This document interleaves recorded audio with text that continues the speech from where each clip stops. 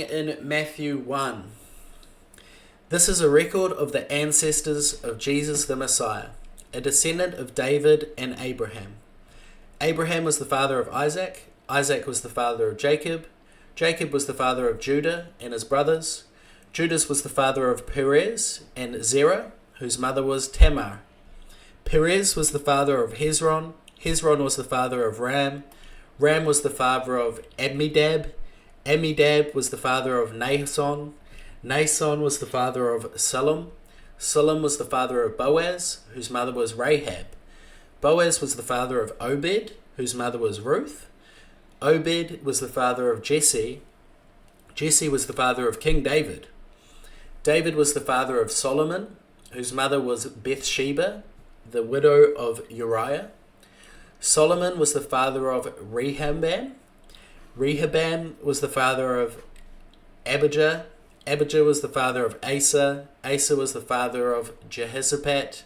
Jehoshaphat was the father of Jeroham. Jeroham was the father of Uzziah.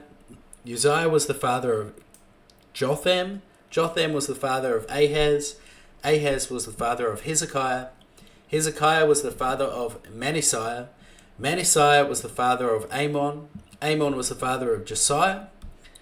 Josiah was the father of Jehoiachin and his brothers, born at the time of the exile of Babylon. After the Babylonian exile, Jehoiachin was the father of Shealtiel. Shealtiel was the father of Zebediah. Zebediah was the father of Abdi. Abdi was the father of Eliakim. Eliakim was the father of Azor. Azor was the father of Zadok. Zadok was the father of Achim. Achim was the father of Eldu. Eldu was the father of Elzar. Elzar was the father of Mathan. Mathan was the father of Jacob. Jacob was the father of Joseph, the husband of Mary. Mary gave birth to Jesus, who was called the Messiah. All those listed above include 14 generations, from Abraham to David, 14 from David to the Babylonian exile, and 14 from the Babylonian exile to the Messiah. This is how Jesus the Messiah was born. His mother Mary was engaged to be married to Joseph, but before the marriage took place, while she was still a virgin, she became pregnant through the power of the Holy Spirit. Joseph, to whom she was engaged, was a righteous man and did not want to disgrace her publicly, so he decided to break the engagement quietly. As he considered this, an angel of the Lord appeared to him in a dream. "Joseph, son of David," the angel said, "do not be afraid to take Mary as your wife, for the child within her was conceived by the Holy Spirit, and she will have a son, and you are to name him Jesus, for he will save his people from their sins."